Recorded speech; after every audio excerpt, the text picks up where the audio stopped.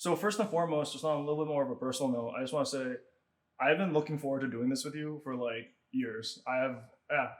Since I met you back in like what, I don't even remember when you I came. think it was 2011. I think I started in Toronto. Good times. And I think maybe 2012, the latest you came in or something like that. Yeah. I was a little bit after. And yeah, good times. Good old Papa Ian. Yeah. Shout out to Ian. We love you. Yeah. I don't know about me, but no.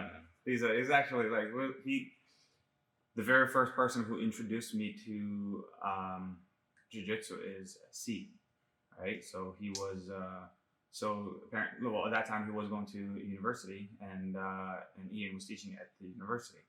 When he first opened, or just opened, I remember the mat was like, there was one small like piece was missing. Like you had to cut it and put it like under the fences, right?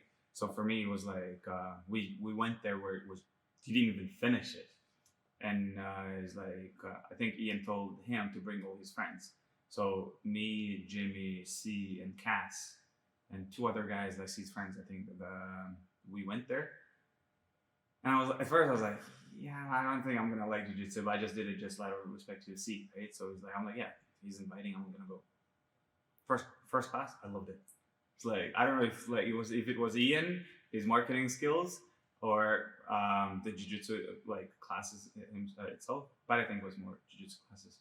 How he did it, and by me being, what is it, like 21, 22 at that time, right? So it's like young and explosive, like, you know, trying to like not to prove the word like prove everyone, but just to say that if I want to do it, I can do it too, kind of thing, you know. The mindset is like nothing is impossible. I remember when I was taking one of your classes, once you started teaching, something that still rings true to my head is whether it's motivation or whether it's just like you're just trying to motivate people, whatever. It was always I don't stop when I'm tired, I stop when I'm done. Yeah. Right. So but that's the thing, right? So I mean, because when I competed back home in Russia, right? When I was competing, obviously, like, you know, there are wins and losses too, right? And every time when I lost, I always, even my dad, like, you know, was saying like, you know, it basically was saying like, you could, you know, I'm pretty sure you could do a little more, right? So it's like, it's just when you're tired, you don't think about anything else. All you want to do is just like, you want time to go faster and just the fight around to be over, or just like, I just want to breathe, kind of thing, right? So when you're super tired, that's what usually happens. And I think those moments when you know, you lost the match, and then you're sitting on the sideline there alone somewhere, and then you're like, yeah, I actually could have done more, right? So like, it just, you know, last round, right? So that's it. Like, just push. Like, finish line is all, you can see the finish line, you just push yourself and do it, right? That's when you think afterwards, right? And I think like the thought like that is pretty much like, you shouldn't be stopping because you're tired. You should be stopping because that's it. You cross the finish line.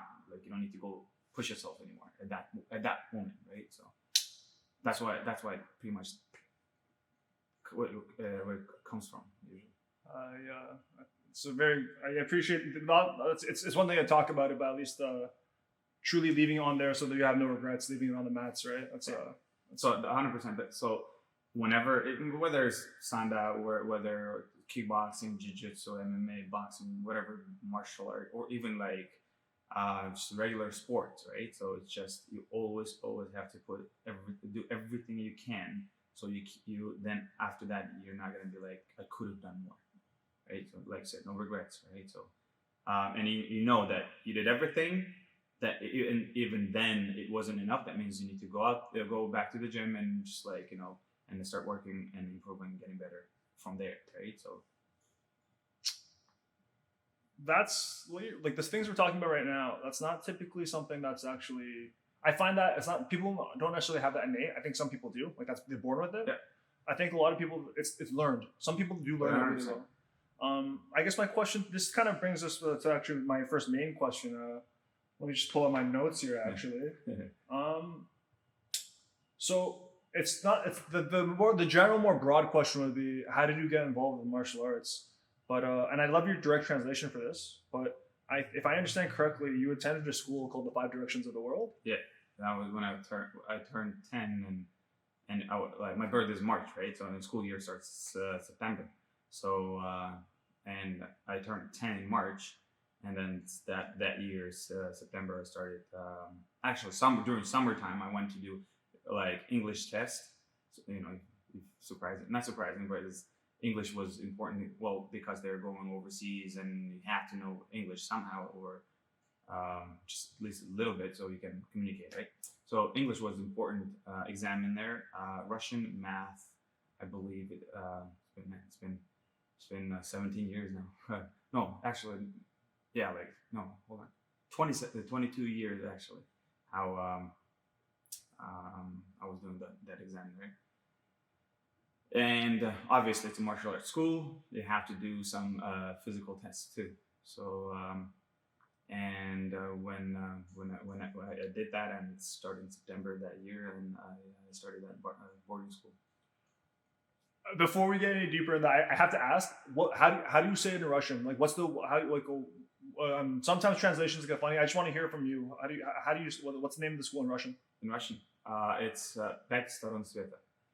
It literally translates 5 directions of the world. Can you unpack that name? That's a very unique name for not just a school, but a martial arts school, especially. So basically, it's the thing about pyramid too, right? So all that, like, I think it's the apex. Apex is the top, right? Or I would say the pyramid, the top of the pyramid is the apex, which is pretty much like this place is too, right? So, I love that. Yeah. So and I think that's where it comes from. And I think they're saying like north, south, east, west, and stuff like that. Yeah, directions. That's 4, and the 5th one is like the apex, I guess. So this is the metaphysical apex. I see. So I think that's where the 5 directions of the world. I think that's what they're saying, and it's not even the world. I mean, if I translate word for word, it's 5 directions of the light. But sveta, it means like also another word for like world kind of, even though it's like it's a light, like but if you want the like more meaningful word, it would be the world. Right? That's I love that. That's a fantastic name, and just for such a how do I say this?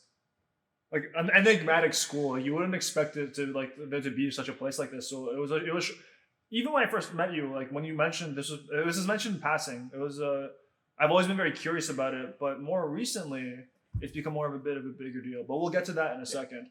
I'm so curious then. What does an average day of school look like to you? So you got there when you were 11? 10? 10. My apologies. Yes, 10. What does an average day of school look like from a 10-year-old when you start? It's actually a pretty big change for me, because at the same time, so that means when I turned 10, that means I started grade 5. So they used to take from grade 1, right? They were too young, like homesick and stuff like that. Even in 10-year-olds, technically too young, right? But I mean, it's better than grade 1 kids, right? So basically, when first 4 grades for me, it was just school, and then just maybe 3 times a week I was going to kickboxing classes. My uncle's best friend was teaching kickboxing. My uncle started teaching me kickboxing with 4 or 5, and those stretches, splits on a table, or even he was teaching me to do everything since I was a kid. So by the time I was turned 10, him and my dad, they found out about that school, so they put me in there. So let me get straight. You started you were already training in kickboxing beforehand, before you even got in. So I started it's not like when I was 10, I went to the gym, that boarding school without knowing nothing, right? I already had boxing, kickboxing background, but I can't say it was as hardcore as that boarding school, because like I said, I was training with my uncle when at home. It wasn't full on 1 hour training every day, but it was he was teaching me fundamentals, like basics of boxing, like jab, cross, all those old school stuff. And then kickboxing, it was like a lot of partner work. It just, majority of times it were just pure sparrings too. Like, it's just like close to to your age and close to your weight division, right? So, or you're closer to your weight. But I went to the boarding school, like why I was saying all that before. So think about this. You never thought as a martial art, like, or boxing, kickboxing, whatever it is, to be like, oh, I need to do it twice a day, 6 days a week as a normal routine type of thing for you in your life, right? So it's a big, huge, big shift in your life. On top of that, you have regular school as well, right? From 9 to 2, like you had to go to like regular school, math, history, geography, whatever. So now we were waking up at 5:45 a.m. So we got 15 minutes to wash our face, brush our teeth, and going into at 6 o'clock we had to start. From 6 to 7:30. 6 to 7:30. Winter, doesn't matter, whatever it is. Like if even like during snow time, it's snowing, but we were running sometimes. It depends if it's like too crazy outside. We're going straight to the gym. If it's like we're able to run, we're going for a run, right? At least half an hour in the winter time, right? So, and then that's an hour and a half. They're getting ready for to have breakfast, 8 a.m. breakfast until 8:30. Everyone like at literally dining hall. Everyone was like, when I started, that school had because we were lining up every morning before a run. I was like sometimes like there were maybe 4, 5, 6 people after me. So I was fifth grade, 10 years old kid, and I was like 97th, 104th. Like sometimes like I would say max 110 people were in that school. When I was graduating, it was about 300 people, right? So definitely the school grew a lot more. I mean, I'm pretty sure it would be like even more if financially they could, build more schools, like and the dorms, because like you have to live in there, right? So it's just and that means more teachers, more coaches, more teachers, and more staff, right? So it's a lot of money in there. So 6 a.m. training until 7:30, 8 a.m. breakfast, 9 a.m. it's school starts until 1:30, I believe. So 2 o'clock we had lunch until 2:30, 2:45, 3. From 3 to 4, it was like it's not that we were doing our homework, but like it's something that you would maybe can't say we were even taking a break kind of thing. But it's something that you would meet up with your teacher and just hang out a little bit with them, right? So from 4 to 6, from 4 to 6 training. Half of the school is training, half of the school is doing homework. From 6 to 8, it was we switch other half training, other half and doing homeworks. 8 o'clock is dinner until like 9ish, and 10 p.m. it's lights out. Go to bed and get ready. I mean, until like 6 a.m. right? So that's wild, man. And that's the regular days, right? When we had when training camps were starting for competition, and it's like the major ones, provincials, nationals, and Europeans and worlds, right? So 4 major ones. So whenever we had training camps, a month and a half before the tournament, so you had to add a third training in, like we would just skip last 2 classes of school to go to the gym and do like extra training. So it's for half of the school year, basically we're training 3 times a day, 6 days a week. All right, hold up. There's so much here to unpack, and like okay, so because I thought my assumption was that you went in and it was like you learned Sanda, accordingly, right? But from just from some light research, it was like it turns out you guys the school covers multiple martial arts. Well, when it first started, actually, at that time they had I don't know actually how to pronounce it in English, but I think it's Sogun or something like that. It's basically Chinese. I mean, this whole school is based on Chinese martial art, right? And on top of that, we have Taekwondo.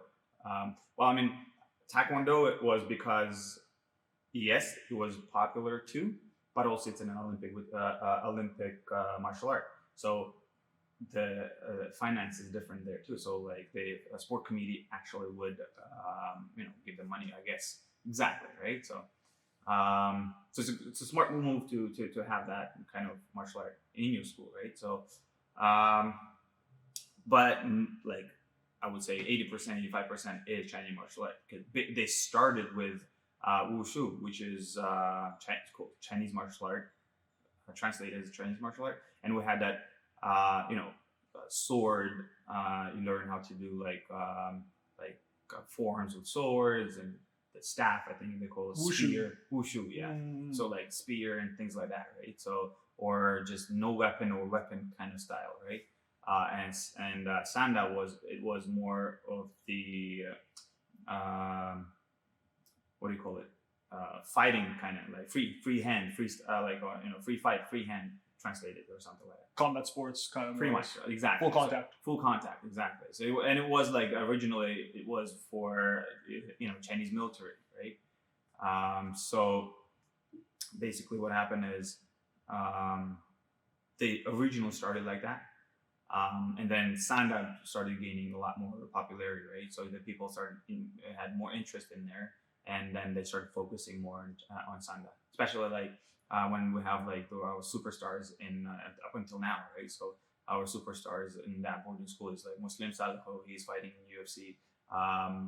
At that time, he was like our like superstar, Bazgida Tayev, and Bileto Janhuat, right? So 3 people that were like everyone. You know how you see now like UFC fighters, like oh my god, like even adults, like they would go like autograph and stuff like that. They want to take a photo. That's how we were like looking at them, right? So it was like yeah, I want to be like them, right? So I would say those were, to me, it wasn't like Fedor or Emelianenko, right? So or like I mean, again, we were in the boarding school. We had no internet, no cell phones. I mean, no one had at that time. But even if we did, we had no access to it. Even TV, we didn't watch TV only once a week, Sunday afternoon until it's sleep time, until I would say 6-7 hours. We were watching just like the VHS cassette thing movies, like in our dorms, like just a bunch of like 30 people, 40, 50 people just sitting like everywhere they can to watch just in that like small TV, like not like this, right? So where did you get the VHS tapes, and what kind of VHS tapes? I think it was like I think they were like pirated, like so I think, right? Because like or like that would the city, like someone would actually, we had a person that was taking care of just that, like for entertainment kind of like a librarian maybe. Yeah, but more for like movies and films and stuff like that, right? So we would give her like an idea of like, hey, this movie should be coming out, or can you find this one? She would go in and like buy like a bunch of movies. But the problem about that though, yes, it's the first time came out, you want first time seeing it. For next 2 months, every Sunday, there are 4 or 5 people that didn't watch that movie, they want to watch the game. So basically, for 2 months, you're watching one movie. So it gets boring. It's like they actually can sit there and like tell their lines, right? So memorize the script. Yeah, exactly. So, but again, that was the only TV time we had. Other than that, like now I'm thinking about it, it's pretty crazy, to be honest. Like no electronics, right? So. You're the best striker I know in person, just by the quality of your movement, and it shows in your brother too. Mm-hmm. So I think, well, to be honest, yeah, everything you just told me makes a lot of sense, actually. But that's the thing, like we literally had nothing to do. When I say boarding school, here boarding schools usually can leave the premises, right? There it was like literally like an army. You walk in front, like main gates. That's it. Everything's blocked. Like literally. Don't want to use the word prison, but I mean it was prison. but like, you couldn't leave, right? So I mean, kids did escape, like climb over at night, like climb over the fences, like and obviously PC, like and Counter-Strike was like a thing at that time too. You guys were big on Counter-Strike. Yeah, so let's go. So basically, kids would just run away, which is it's prohibited, like and you can't leave. If you do, it could be like almost like 100% expelled. Yeah, expulsion. Like, makes sense.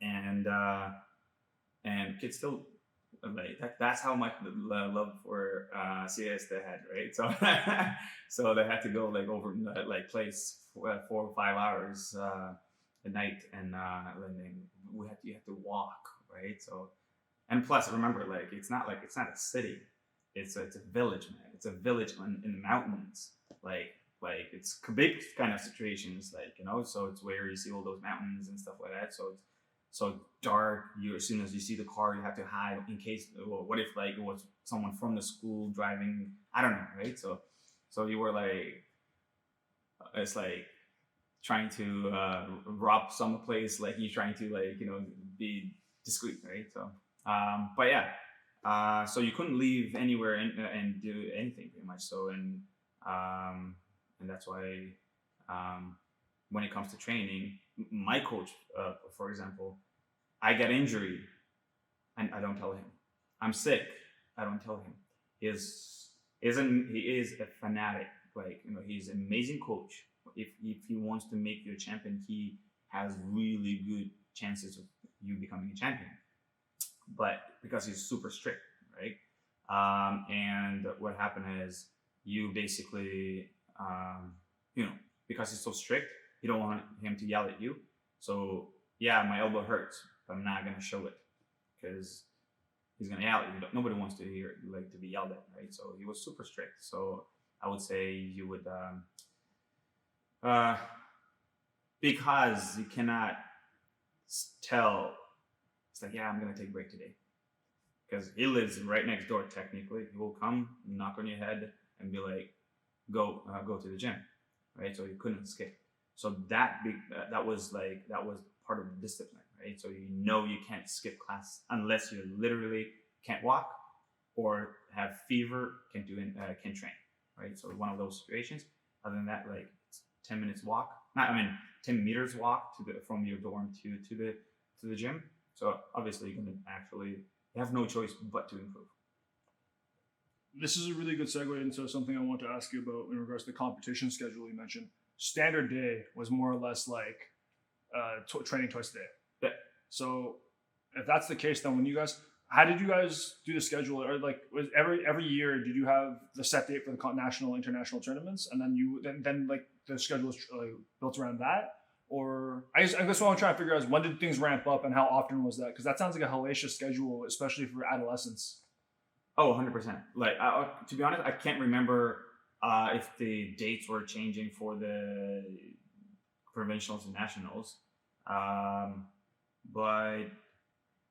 I think it was like usual. Like hockey is usually around the same time, right? So I think it was closer. It was always during school time. So pretty much like because summertime everyone's trying to leave and stuff like that. So vacations, I think. They were doing it around March and things like that. So yeah, I think around March, end of February, March, it was provincials. Nationals was around April, I believe. And worlds were around October. Yeah, worlds were around October. So, but yeah, like, so when it comes to like, how many times I thought in my head, like, I don't need this. Like, I want to quit because I understand one thing. If you're doing martial arts only, it's just most of the time it's just physical exhaustion, right? But now we have like regular school on top of that. And guess what? My dad is like, well, I don't care. I want you to be world champion, and I want you to be like, because our school system is what we have gold medal as well, like in gold, silver, bronze. Medals in school. So it's basically if you graduate your high school with gold medal, that means like all your subjects were A+, right? So, which is a huge accomplishment apparently in Russia. And trying to be like good in both. So mentally, you already like messed up and too much. Like, sure, year is good, 2, 3, 4, 5, but you have like for me from grade 5 to grade 11 because we have 11 grades, not 12. It was like the last 3-4 years is just physically and mentally so much like really like sometimes like you would literally could pass out during class because you can't take it anymore, like, you know, because not because you just didn't sleep last night, it's just you don't get enough sleep kind of thing because your body and mentally you're so tired. Yeah, that's sounds like it's not unreasonable given that kind of schedule with competition and everything. That's Plus burnout. It's burnout. Plus you're 10 years old, right? Yeah. So like I understand like if you're training every day, but once a day, at least it's 50% is already easier, right? But plus when you have tournaments, it adds another third one too. So it's now if you think about it, it's that's what it means. You literally live in the gym, right? So eat, sleep, train, repeat, right? So given like how much time you spent in the boarding school, like how do you look back on that now? Oh, the thing is though, when the first year, right? I was like, yeah, sure. My dad wants it. My uncle wants it. I don't care. I mean, I can say right away, my mom didn't like it. She's like, what? My son is leaving because he's not going to be home for like a year or so or something. Like, basically, first year I was like, yeah, sure. Second year is when I started getting homesick. I don't know why. Like, maybe because like it was 1 year and 1 year passed. Went to summer holidays, right? We have literally 3 months starting June, beginning of June and end of August, right? So September 1st is our first day of school. You know, taking that 3 months of break, and then going back to like not being able to leave the premises, right? So the boarding school. I think the first month was I was getting homesick, right? And my dad was like, "Listen, I'm not gonna force you to stay here. If you don't want to leave, we will pack our stuff right now and we can go home, right? And never come back here." And I'm like, I know how much he wants it, right? Or like he wants me to do martial arts and things like that because and even at that time it was a pretty famous school and stuff. And I'm like, yeah, I don't know. I'm like, so I can't. I'm not saying yes, let's go, right? My dad's like, listen, this is what we're gonna do. It's pretty smart, man. It's like when it comes like when he said that, I'm thinking it's like, man, that was a good move. He's like, okay, let's do this. Let's give it a month because at the end of the month, parents can come and pick them up for 3 days, like long weekend every month for us, pretty much. So, give it a month, and after that, like you can decide like whether you want to stay or go home. Obviously, when they left, and it's like 3 days later, or even the next day, I'm like back to normal, like back to schedule, right? So obviously, I'm my homesickness is gone. So I graduated. That's smart. So I graduated the school. So instead of like a month, it took me 6 years or 7 years to go home. So, but yeah, but there were situations where I got expelled too. Like, but then it was crazy. It was to answer your question. Yes, there were like a whole lot of fun times. Like even though it was just you see same people every day, same walls every day, like same. It's every day is a repetitive schedule, right? You can't see anything new. The only thing is new is like let's say New Year's kind of holiday, right? So it's just and we would do school plays, but which is seasonal, right? This is this, right? And then like kind of Ramadan kind of thing, so it's that kind of stuff. But the rest of the stuff, it's pretty much the same, right? So I don't know, like overall, even considering all that, it was pretty fun. Except all those like injuries that you were getting along the way too because of the martial art. But yeah. You mentioned something important here. You almost got expelled a few times. Yeah, not a few times, once. But a long story short, you know that you're not allowed to leave the school. So I, with our school principal, right? I think it was maybe grade 11 or 10. Can't remember. So, and throughout the years, like there's this thing, like, you know, you get like scholarship, but the scholarship is not that they will pay you, because there's obviously monthly payments of parents. You have, it's a boarding school, monthly payments. Can't say like every single person could afford it, right? So, so my dad did everything that he could pay for me for this, just to be in the school, and pretty much the scholarship was you don't pay for monthly, so you just school for free. Like, I mean, living and everything for free there, which financially helped a lot my family. And it's another thing that people is like, and not probably 4, 5, 6 people top out of 300 people, were had scholarship like that, right? So meaning in school, friendly, like good with staff, training, accomplishments, and all those things, kind of thing, right? Not that I'm bragging or anything, but like we had. So I was one of those, and so that means I'm a good boy, right? So boom. So that means with our principal, I was like, close, super close. Like, we were, if anything, I could always go to their office, and sometimes like, drink like a cup of tea, like, who is going to go and drink a cup of tea with their principal, right? So that's how close we were. And what happens is it's a weekend, Sunday, which is like we're not doing anything, free day.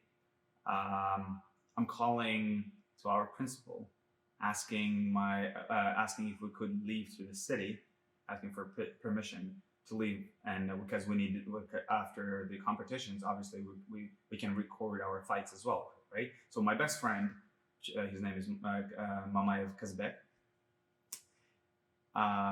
My best friend, he had the VHS what's cassette? Cassette player? VHS, yeah. Cassette player? Cassette, like actual cassette. Oh yeah, right? actual tape. Tape of his fights. And so it's in school, and he needs to send it back home. So what you could do is just you could go to any kind of bus station or things like that, and you give it to the driver. It's like, can you, someone will meet you, can you pass this? So that's what we wanted to do. And since I'm so close with her, he asked me if I can call her and say like, hey, this is what we want to do. Can we both kind of go there? Actually, 3 of us. There's another guy too. I'm a classmate. So she's like, nope. I'm like, damn, like, probably she was having a bad day, right? Usually she would have said yes. And she's like, no. And the guy's like, oh man, like, now we need to send it, like, and let's just go anyways. I'm like, guys, I'm super unlucky guy. If I go with you, it would definitely catch us. He's like, no man, just literally we're gonna be gone for an hour, because probably like about 15 minutes drive there, like, in 15 minutes back, like, so 20 minutes for to just give it to the driver and come back, right? So an hour, we're gone and nobody can find out. So we leave. 3 of us. There's more than like there's other people left that day too. My classmates too. So we get there.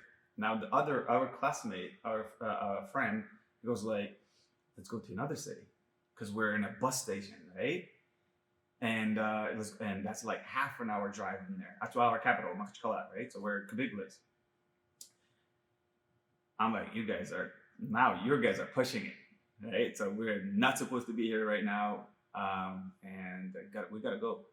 He's like, and the words like, be a man, like things like that, right? I'm like, it's not about me being a man, like it's just,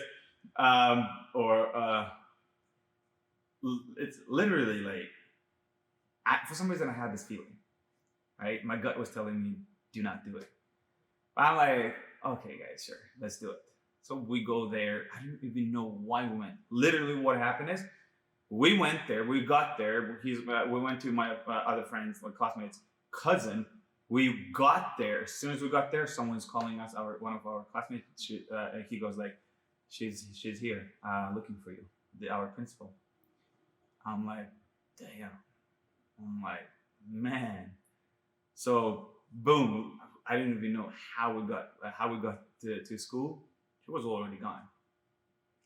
And our classmates there like, you guys are expelled. Oh, you got caught by hooky. I was like, dude, so how am I supposed to tell my dad, kind of thing, right?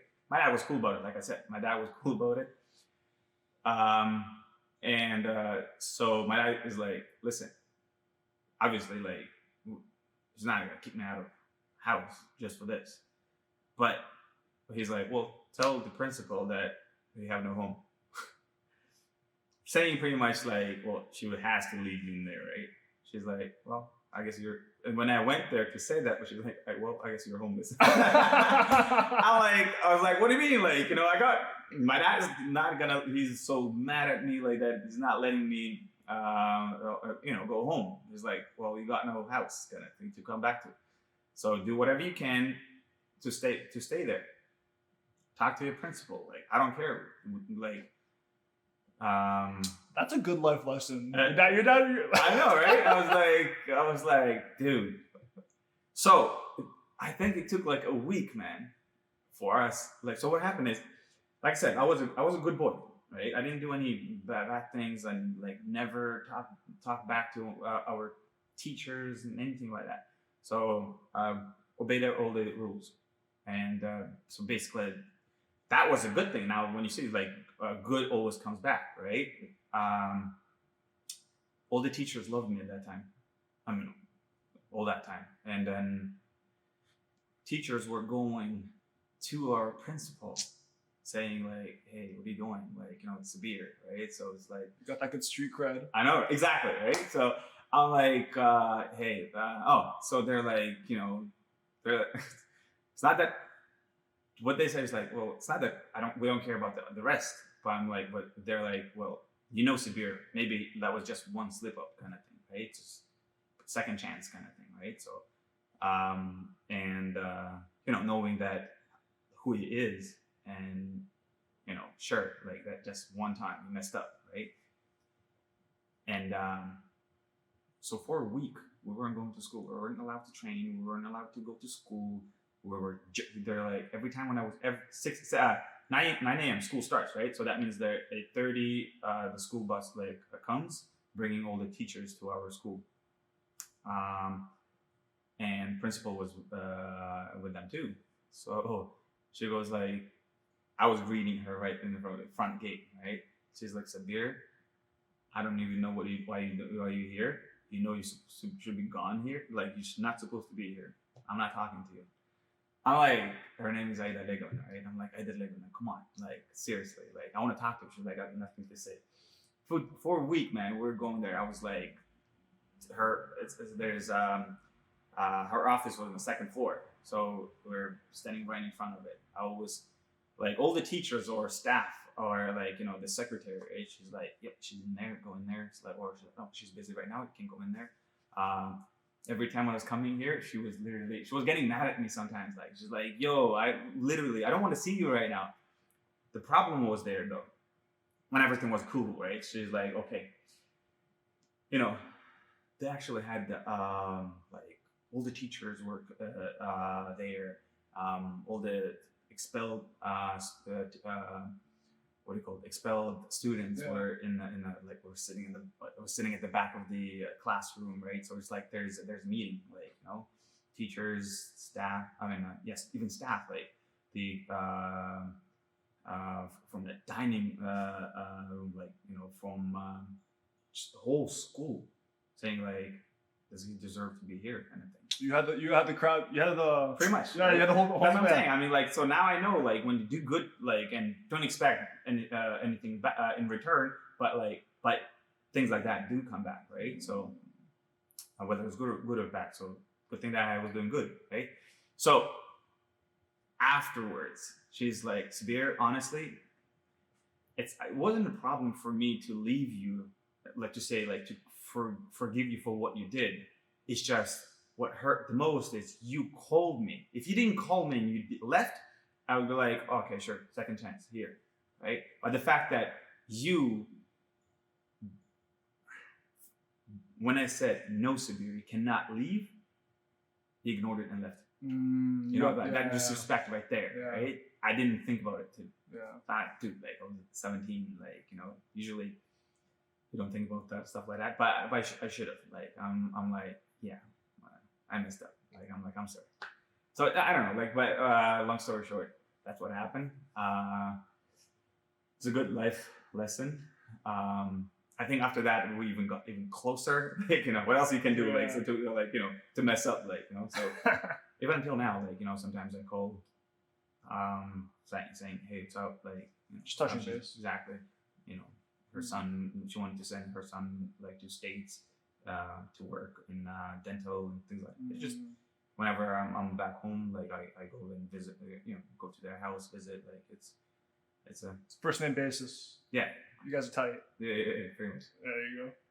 I'm glad we actually got to do the deep dive into your backstory, so to speak, and like this honestly illuminates a lot of questions I've had. I'm curious about what your thoughts are, given how you were raised and the martial arts background you have. It's much more extensive than most people. Period. What advantages does Sanda have over the traditional martial arts that you see here for mixed martial arts? Like what, like versus? Mm-hmm.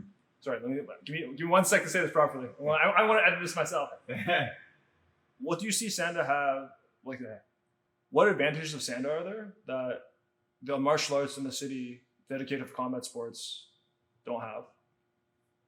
Well, first of all, right now, what's so popular right now? It's MMA. Everyone wants to do MMA. To do MMA, what do you need to know? Striking, wrestling, jiu-jitsu, right? And even jiu-jitsu, MMA jiu-jitsu too. So the benefits of Sanda is that you already have takedown wrestling. Yes, like, would be a good idea to do regular wrestling as well, like the freestyle. But it will be much easier to transition in there. Right? Sanda already teaches catch leg and trips and throws and things like that, right? So it's like takedown wrestling. It's already like so you're already learning how to, someone is punching a hook, shoot, and single leg, double leg, back take, transitioning into those kind of positions. How, like, from standing, how fast you can shoot, right? Catch leg, counter, wrestle there, you know. So in Sanda, it's up until first point, which is like, it's like judo. Takedown, done. Get back up. That you get points for that, right? So it's pretty much same. Even Sanda takedowns are super, or at least Russian, where I trained Sanda, because in China is different, Iran is different, everyone is training differently, and focus different. So my coach, he literally were sitting and watching on videotapes of judo classes, and we were right there. He was saying, instead of grabbing the collar, you're hugging the person. Instead of grabbing a sleeve or this, you're grabbing the leg. So do you see him stepping, all those, like, step, twist, hip, right? So all those things, like, we were changing right there, watching it. Do you see it? Okay, instead of this, we're changing it. That's a throw that we're gonna learn. So in this case, it's modified judo throws, right? So even hip throws and stuff like that. So you need to have collar, you need to sleeve and stuff like that. Even this stuff, right? So instead of that, we're learning how to do it with gloves on. That's really interesting. That's a very, especially from your coach during the time period. That's a very modern. It's like, it's a very modern approach as opposed to just sticking to the traditional style. He was taking elements from. Oh yeah, like, so I honestly, I think, like, Russian. I don't know if you can notice it. Russian Sanda has it's kind of mixed already. It has like judo throws. It has taekwondo kicks. It has Russian boxing in there too. Like my coach was like, he's from Ukraine originally, so he had that old school boxing. He was boxer. He was like I think champion in there and stuff like that. So, and he was trying to mix it like and do everything he can like to improve it like that. In his head, Sanda never like stayed. There was no plateau for him, right? Always like okay, add this, add that, right? Keep making it better. 100%, right? So, so yeah, I would say because we already have that in Sanda, it's automatically you're putting two things in one class, right? So it's like striking, and then boom, you're working on catching legs, countering legs with either catching counter or catching wrestle, like takedowns, or punching, you're shooting. How to set up your attack and change the level to shoot, or how to change like or counter like you know someone he's attacking, you shoot and wrestle, takedown. That's one thing I would say. Also, from what I've noticed, I never actually thought of this until I came here and actually did jiu-jitsu or tried to wrestle with the other people that is like never trained Sanda. Sanda people, competitive Sanda fighter, he develops super good balance, right? So you're always looking for top position. And it's one of the great things in MMA. So you don't want to be fighting off your back in MMA. You can doesn't matter you love guard play being a guard player, but in MMA you don't want to do that. You don't want to fight off your back. So that means like you always want to be on top. So which is Sanda, he could be doing a takedown on you, but if you midair twist and fall. If he falls down, I get the point. So, right? So whoever touches the ground first loses a point, right? So that kind of forces you to be super good on your feet, staying heavy, not to fall, light to move around and not get hit. Good base and good balance. Good base, good balance, and prioritizing top control really on it. It's not like there's a difference between kind of falling into like you can fall and crash into takedowns, right? Right. But then there's also like making sure you always have control at every part of the throw. So usually like in wrestling, like you would okay, someone's taking you back, you can put your hands down, right? So like you don't care how if you touch the floor with your hands or your knees and stuff like that. In Sanda, you're not allowed, only your feet. Well, it's not tight. Yeah, exactly. So if your knee touches, you lose a point. If your hand by accident touches, you lose 2 points. If you touch the ground alone. If he falls with you and you're on the bottom, it's a 1 point, right? It's just like because you 100% lose a point there, and that's why it forces you to be on your feet, like and working on that base and balance. So my follow-up to this then is, what do you think is missing if you when you're making the transition from going Sanda straight to mixed martial arts, right? What was the biggest transition for you that was difficult to grasp? I fought MMA and I fought Muay Thai fights here. That's clinching, right? Clinch fighting is for us, for Sanda, clinch is a chance because we got no knees at all or elbows, right? Or if it's amateur, like even at least knees to the body, right? We don't have that, which is illegal. I think, yeah, that's legal. For a Sanda fighter, clinch, it's a chance to take someone down, trip or shoot there as well, right? But for Muay Thai fighters, clinch or even kickboxers, sometimes clinch means knees, right? For some people, that's a style. Like they fight, like they're exclusive in the clinch. They excel there. Exactly, right? So that's something they're like. This fighter is amazing at clinching.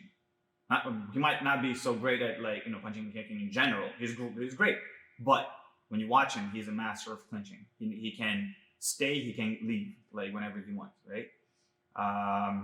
And that's why I would say to make it perfect as a stand-up martial art, I would say clinching and using knees would be, even though there's pro Sanda right now, people are getting used to, I think, knees. But when I was growing up, and Sanda at that time, the old school Sanda, clinch with knees. Did you personally have like some trouble with that? Like, were you getting caught with that? Like, there was a little bit of, it was disorienting? Well, I can't remember if I got caught with knees in the clinch, but me getting out of it or what to focus, like, do I get out by just dropping my head down or just pushing him away? Which means like it's not a really good idea either, because if my head drops, my body's open because my arms are extended.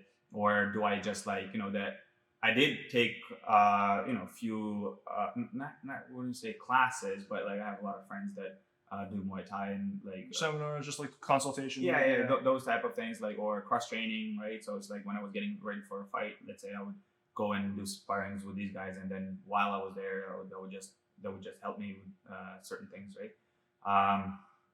So and there I always struggle. Plus, like, it's tiring because you need to arch and keep the posture, so old clinch is what? Breaking the posture, like in jiu-jitsu, like, you need to click kind of closer. Breaking posture in there, that means like easier for the knees. So for me, it was kind of, I would say that was a struggle of keeping my posture and getting out of it, right? So, and in the fights, what I would do, like, I know, like, I never tried to clinch fight with anyone. It's a clinch, hug against the ropes and stay there. Like if it was Muay Thai, right? So, I mean, not even just Muay Thai, I was fighting K1 rules, right? So 3 seconds, I think, and they, they separate you. So until like ref would come and stop the round to like separate us. Until then, I was just clinching, hugging, and coming close, not letting him knee, right? I've always appreciated that you make a point to really, really understand the rules that you're playing for, so that you can, what you can and can't get away with. I've always appreciated that value. Yeah. But again, like, first of all, you need to know. Second of all, like, you knowing what you know and admitting what you don't know too, right? So it's just, and what you need to focus on, right? I think that's a big thing. So you can't be universal, like, how do you say, universal soldier? So yeah, you're like perfect at everything. So just like well-rounded everywhere, everything's A+. You want to have everyone has deficiencies. Earlier, like, I'm gonna go off topic a little bit, like social media is such an interesting thing, where I saw a guy, I mean, great. I love the energy that the kid has. He has Bob in his backyard, and all he does is just hitting it, right? So the form is not great. All he does is just hitting it, right? For people that don't know, just the Bob is like the combat sports dummy, not just a guy named Bob. Yeah, exactly. Thanks for clarifying. So so he's hitting that bottle, right?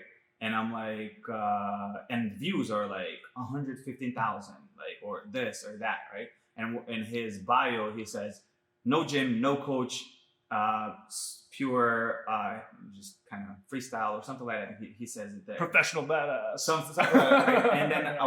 And then I'm like, let me see, like, interesting to see the comments, right? So I went there, and the first comment I read is there, for greatest fighters, or pro fighters, or greatest fighters don't need coaches.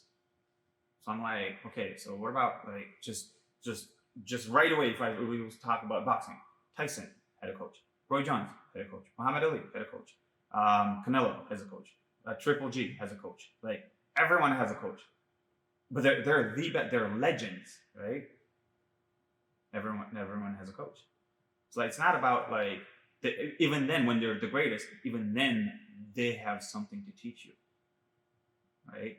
So I mean, great. You can't. There will be one point where you're tired of it, and that's where the coach comes in. Is like, talks to you and says, "Listen, I understand you're tired and this and that. Sure, you want to take a break here a week. Come back. You need to come back." Or he will push you. Instead of doing 12 rounds, he will do 8. And that's where a coach is there, that to make you do those extra 4 rounds, because you will always, doesn't matter how much you love the sport, doesn't matter how much you push yourself, you will always be nice to yourself. And that's where coach is not there to only teach you, but only push you beyond your abilities. How do you push beyond your personal limits? There's exactly. You got hurdles up here, limit, right? Yeah. Personal limits. That's the thing, right? Yeah. So he's there to do that. It's not only he's like, oh, he's my coach to teach me something. No, is your look Tyson in this situation, Castamado, right? He was like a father to him.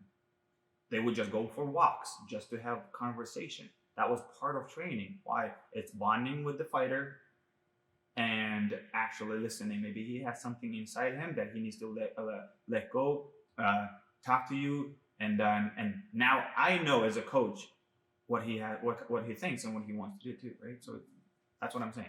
So you need to have a coach. You need to have one-on-one as well, like doing classes, great, but if you're able, it's always suggestion, right? If you can have personal training one-on-one, whether it's fitness, whether it's jiu-jitsu, whether it's kickboxing, boxing, whatever it is, golf, if you can afford to have one-on-one coach, even at least once a week or once a month, that 1 hour is yours, and he will try to point out as much as possible the mistakes that you have there. I find individual attention is incredibly important. If you don't have individual attention, there's a lot of things that you will do that will just slip through the cracks that never get addressed, right? So 100%. I think it's incredibly important. No, I agree with you. Yeah, I mean, the whole point, unless you're just doing it for yourself, yeah, it's just you come to group classes. But if you want to evolve, you want to be a professional fighter, or you want to compete, before you become a professional fighter, you need experience. You need this. I need to work on these things. Asking coach after class is a good thing too, if you can't afford it, right? But it's not that coach won't say like, no, you have to take my personal training too, right? He will help you as much as he can as well, right? But saying, yeah, you should work on that, saying is one thing, but coach being there and be like, oh no, it's this way. You will physically correct you and repeat that like multiple times, and so your body actually understands it. That's the beauty and the benefit of one-on-one training with the coach. Why do they call you the Cobra? It's basically like, again, it was 14 years ago. The Cobra started here in Canada. I didn't have that back home, right? So here I was saying that my style is like a Cobra. Is a Cobra doesn't attack, Cobra counterattacks, right? So my style was always trying to read the person movements and counter it, right? So I was more counter attacker, I would say, right? And that's why I kind of kept saying like a Cobra, right? And I guess like kind of self-named myself that way, right? Just kind of stuck. Yeah. So and just went from there. I've noticed the theme here. We got to see the serpent. Yeah, see the serpent. He actually has a tattoo, super nice tattoo. There's someone else here. Has anyone taken the anaconda? Yeah, Zabi. Zabi. He when he was living in Toronto, he actually was Zabi, the anaconda. That's too funny. I wonder what the next one will be.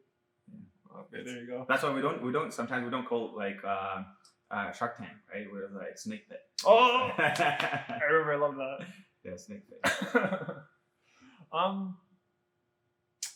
wanted to get your it's part of the reason I was so curious about your past is it's not just the fact that you went to a school dedicated to martial arts. Part of it's also the alumni that has actually come from the academy.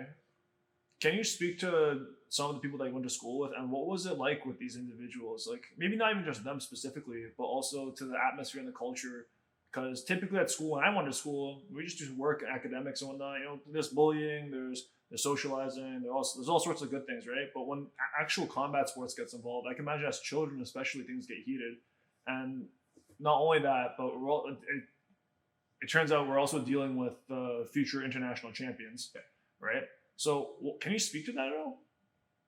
So what exactly just the alumni that you went with, some of the guys that have gone to the world stage now, right, and just other your peers as well. Well, like I said, the best friend of mine, Kazbek Mamayev, right? So he's in junior world champion, right? So him and another my classmate, Ali Dalgatov, they were at that time we were like, wow, it's cool, right? So that was juniors. But to say now, today, if you think people that are actually have names and stuff like that, so I would say Zabit Sharipov, he went to that school, he's a year younger, and he basically became a UFC superstar, right? Even though he didn't fight for a title or was close to fighting title fights.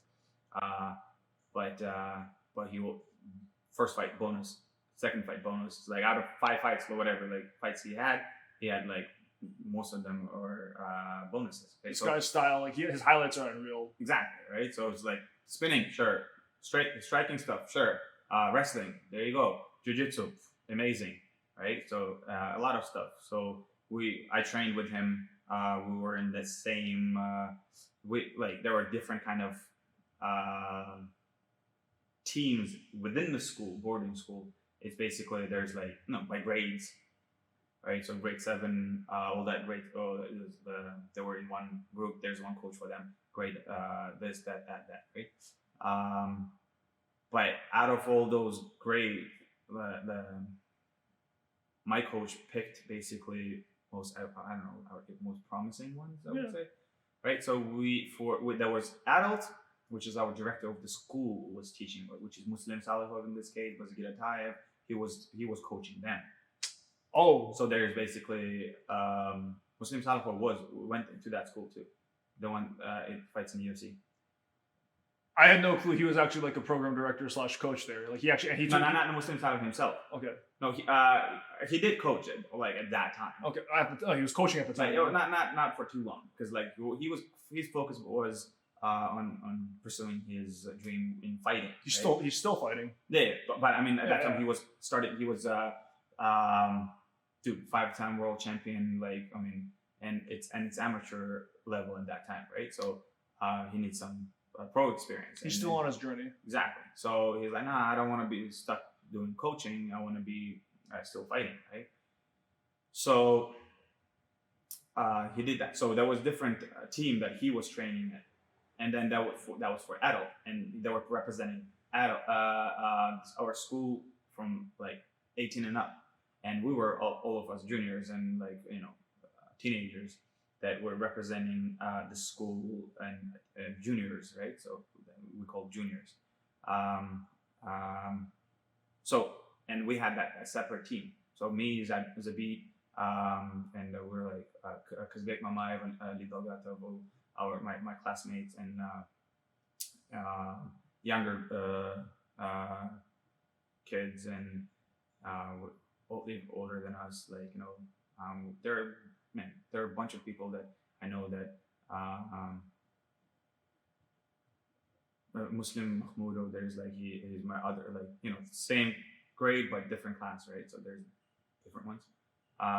He fought MMA, has a name in there, especially in Dagestan where people know him. And then the guy older than me,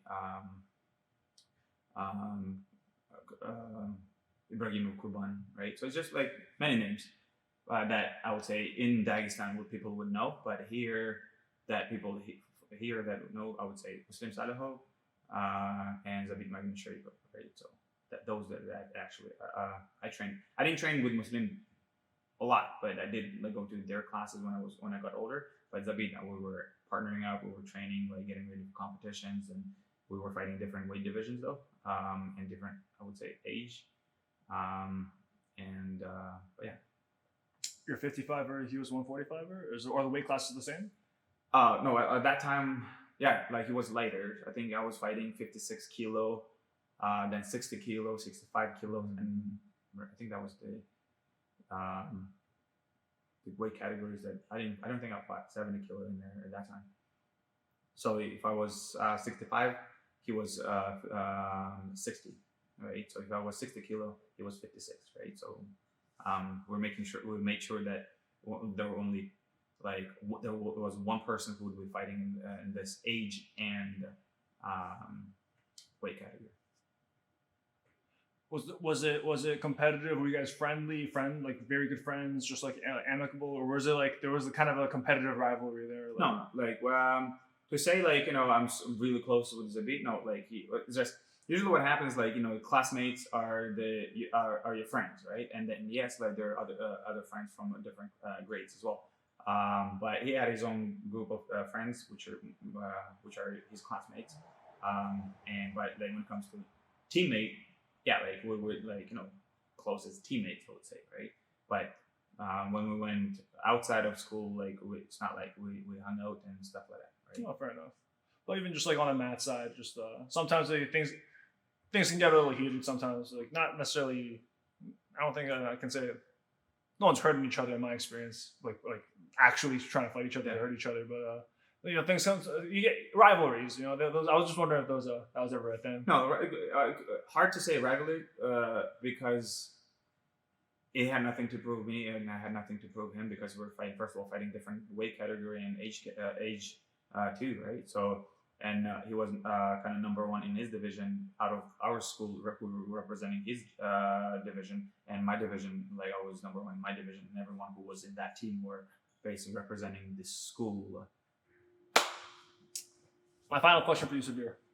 What are you working on these days? What's going on? You training people? You training yourself? What are your priorities? What you up to? Right now, mainly I'm coaching. To say, training myself, to get ready for the fights, and my heart wants to do fighting. My mind wants, but my mind understands fighting probably is already behind me, kind of thing, but who knows? Anything possible. Your door's not closed. Exactly. But yeah. So right now I'm coaching mainly. When I have time, I'll obviously train myself and stuff like that.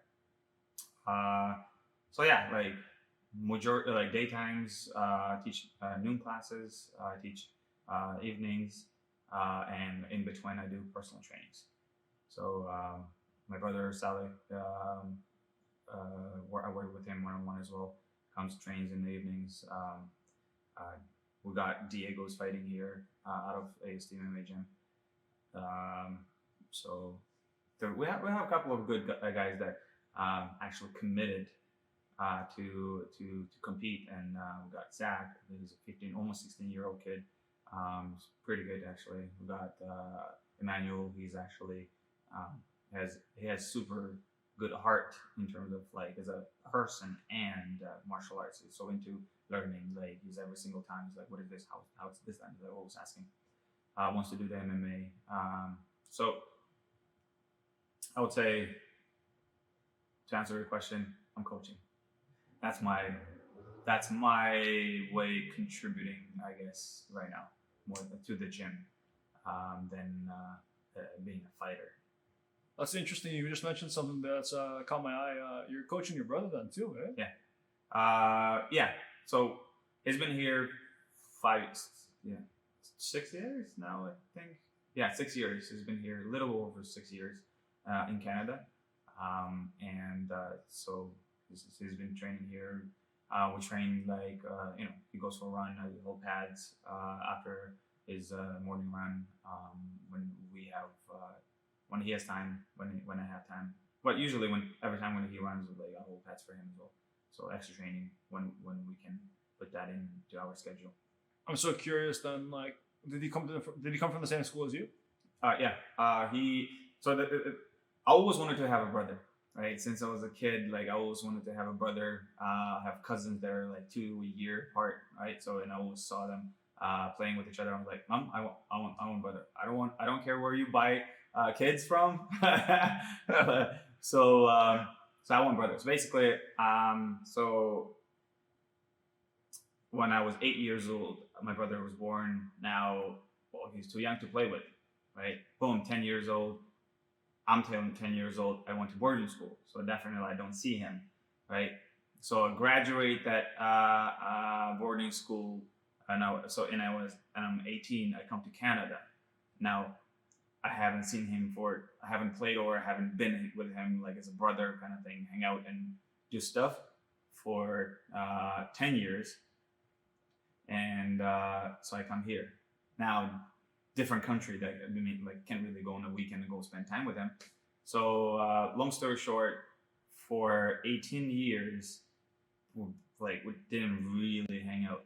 So actually I understood that when he came here, that's when I started understanding that, like, you know, I have not just understanding that I have a brother, but just what kind of brother I have, like, you know, his character. Because every time when I was going visiting Russia from here, it was like what 2-3 weeks, and in those 2-3 weeks, obviously we're not gonna get into a fight or disagreement and this and that, because I only have 2-3 weeks, and so there were no arguments. He comes here, month 2, 3, 4 passes, and obviously like there's some frustration he would have, like, you know, he's only human, me too, right? So two guys living in an apartment, and it's like, hey, why is this here? It's like basically disagreeing. So now from there you start understanding characters of each other, right? So and yeah, like, so when he came here and started training and he continued training, boom, jiu-jitsu, fell in love with the jiu-jitsu as well, and basically I would try to I can't say I'm the only coach, right? We got James here, like, you know, great black belt jiu-jitsu. He's doing jiu-jitsu and wrestling classes. We got Jimmy. C is teaching striking classes, and he's our strength and conditioning coach. Jimmy is our jiu-jitsu coach as well, right? Castra, he's our Muay Thai coach. We got, like, you know, a lot of coaches where you can go and learn from as well. But me, I would say when it comes to one-on-one coaching, when it comes to like a little extra, like I was saying, like, you know, more like a mental, more mind training kind of too, right? So motivations and stuff like that. So I guess that's where I come into. It's a beautiful thing. You got family supporting family for chasing the dream, so to speak, Yeah. right? So I love it. So I don't want to. So I am pushing, I would say sometimes too. It's like, hey, so are you competing or what? But at the same time, I don't want to make decisions for him. I want him to be doing what he wants. He doesn't want to fight. Well, he doesn't want to fight. You can't force that. Because I started doing martial arts because I was forced, and then it became part of my like life. I probably quit 10 times in my life. Like, nope, no more sports. My body healed. Time passed. Month, 2, 3. Right back in there. Yeah, got hooked. Right, that's my high. Is that what you say? Yeah, I think so. Yeah.